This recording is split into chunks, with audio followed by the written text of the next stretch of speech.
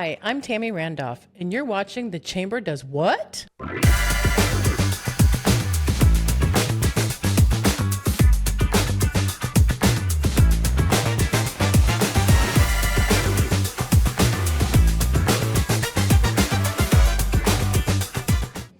Hi, I am so glad you are here with me today because I have a very special guest, Jeannie DeCook, the director of the Tennessee Small Business Development Center. Had a little break there. I was trying to think of what words came next. Acronyms. I know. They were so much easier. That's what kept coming through, and I thought, no, you got to say the full words. Yeah. So for people who don't know, Jeannie, what does that do? We are here as an economic development organization. We are one of the really only of our type in the 5-county service area. So we support Cleveland State Community College's 5-county area, Bradley, Polk, McMinn, Meigs, and Monroe.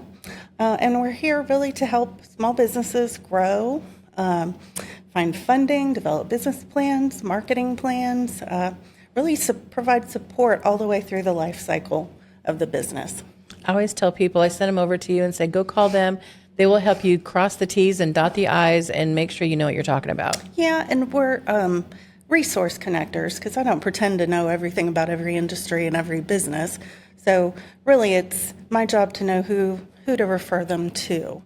So, if they need somebody with, let's say, a child care organization, if they need Department of Human Services or a restaurant, the health department, we need to connect them with the right resources.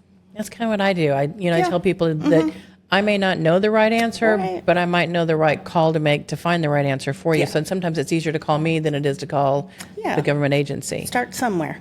Now, your services, what you offer, it's free, correct? It is. No cost. We are funded through a federal grant through the U.S. Small Business Administration that runs through a state organization, so our state TSBDC, and then it's distributed through 14 centers across the state.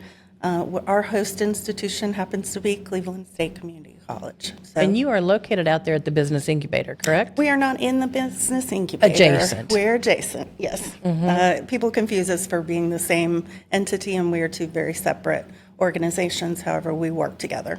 So We did, and we had someone who's part of the incubator, Bryson Killian. She was on previously, and she was talking about how, she's out there at the Innovation Center because they have two locations. They've got the incubator on one side, and then over by the ball fields is where they have the Innovation Center. Correct. And we talked about a program that she used because we partner with you a lot with the Chamber to help those businesses these new businesses that are growing called Smart Start.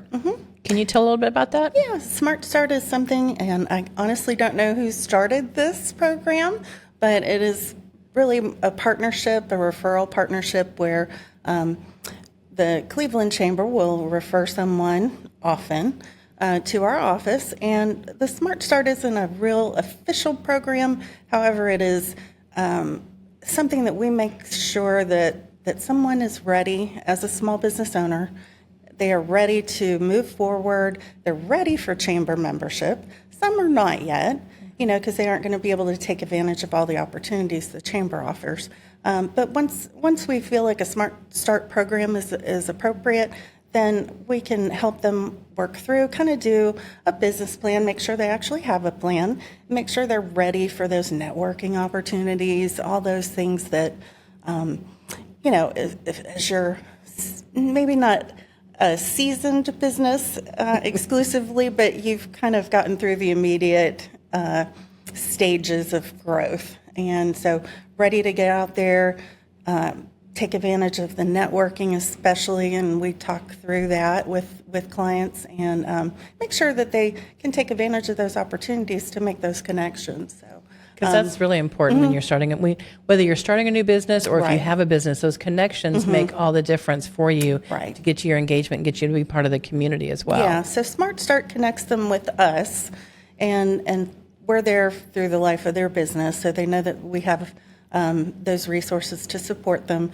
But then the Smart Start program itself provides that 50% discount off of the first level of membership. For the first year. For the first year only. And they aren't eligible if they've been a member before and they're coming back. So it's really just your first opportunity and your first introduction to that chamber membership. And it's only right now available through the Cleveland Chamber. So. Well, that's because we're the best chamber. Well, I can say that. I can't say that because I work with all of them.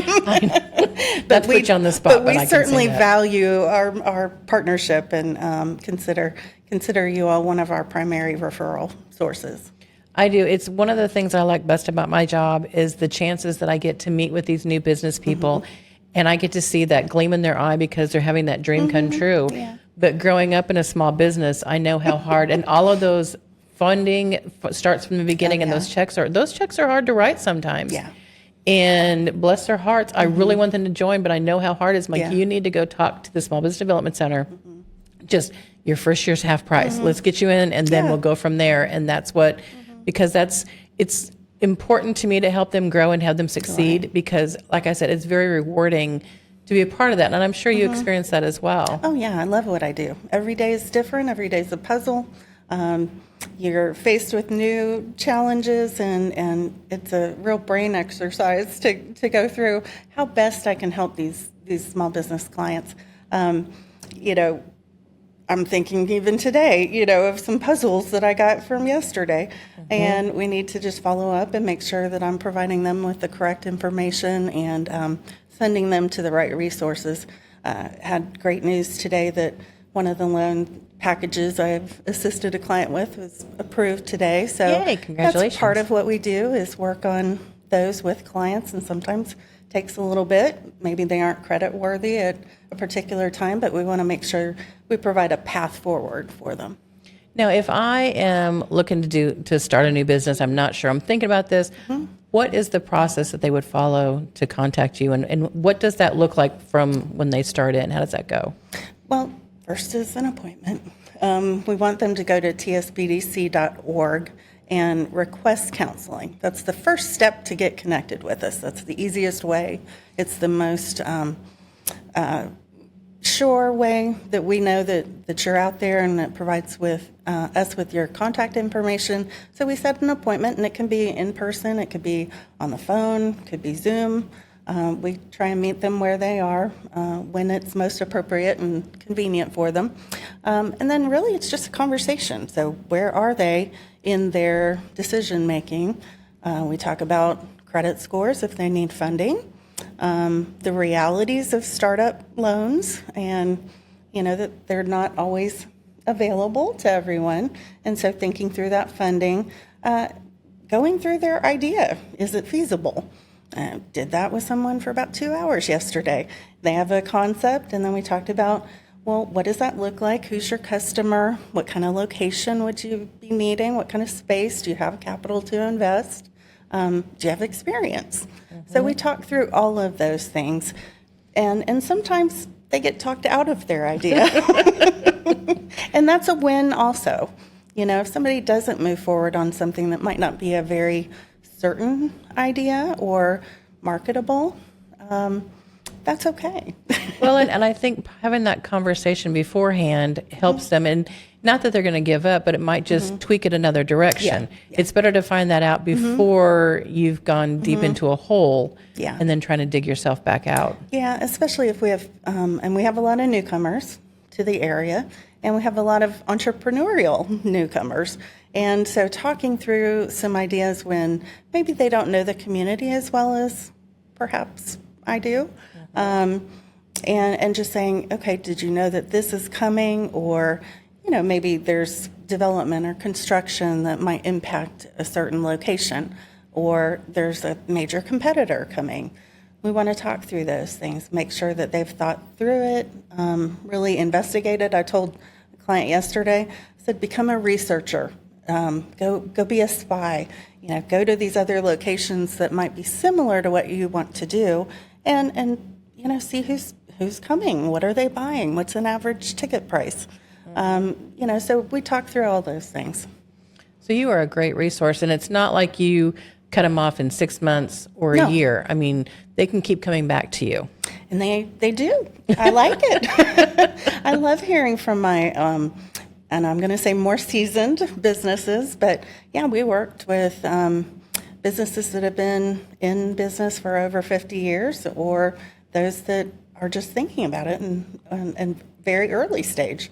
But it's a reward for me to know that they know I'm there. You know, if I hear from somebody and it's been 2 or 3 years, I'm pleased because they know I'm still there as a resource for them, and I'm familiar with their business because I'm kind of a long timer. I hear you. I got 20 years in mine. Yeah, I'm not there yet. I'm about 13 years in, but That's close. you know, lived in the area. Wasn't born here. I don't have that kind of knowledge and in-depth roots, but very familiar with the area and the region, and feel like I can bring that to the table and to our discussion. What is one of the best tips of advice you could give to somebody who is thinking about starting a business? Make sure you have money. Undercapitalization is one of the most common reasons for failure in a business, and not having the right amount of money to move forward and that safeguard. I think COVID told us, gave us a lot of insight into that, because many businesses were in serious trouble before we were 30 days in. And that tells me that somebody didn't have the required capital to really sustain and grow that business. So really know where the money's coming from. Make sure you know what your credit score is. And also, and this seems very simple, but know that there's a market for your product or service. And don't just think there is because you love what you do or love what you make. And I don't mean that in a harsh way, but you truly do have to know who your customer is going to be and make sure you know how to speak to that customer. It's not like Field of Dreams. If you build it, they will No. come. I used that phrase yesterday. Kind of what it makes me think of a little bit. Yeah. You know, you kind of, it's a nostalgic way of thinking, but it's not a true phrase and idea and concept. You really have to think through all of those things and know how you're going to acquire those customers. They might be out there, but are you in the right position? Are you in the right location? Do you have the right resources available to you? Even when it comes down to ingress and egress, you know, if you have a physical location, how are your customers getting to you? Are they going to have to do a U-turn and a double back and a crossover and a left-hand turn? Yeah, if it's too hard, I'm not going. You know, so even things as simple as that are things you need to think through. And I think we're very fortunate here. I tell people when they are coming into the chamber for things, Cleveland people are very local to Cleveland business, or very loyal to Cleveland businesses. And I think we do support our strong homegrown businesses and help them be strong and grow. Right. And I think we're very fortunate with that. I think that's one of the great things about Cleveland and Bradley County. It is very, very much so, but we also have to keep in mind the need to pivot occasionally because of economic, political, you know, election day. You know, those things can change the outcomes for a business and the impact of online shopping. So, you know, be ready to change and be aware of it. And those are times, again, to come and connect with us at the SBDC, because we can help you with those things. Exactly. And if you need to buy more equipment or different equipment or shift, or maybe you stop, you know, having a physical location, those are all important ways to sustain and grow and be a long-time business that people will be loyal to. So whether you're a new business or an old business, you're there for all the businesses. Yeah. You can help everybody.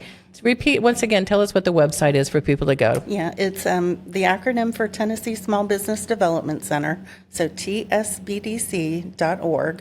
And that is probably the easiest way to connect with us, because we do serve a large area and are not always physically in the office.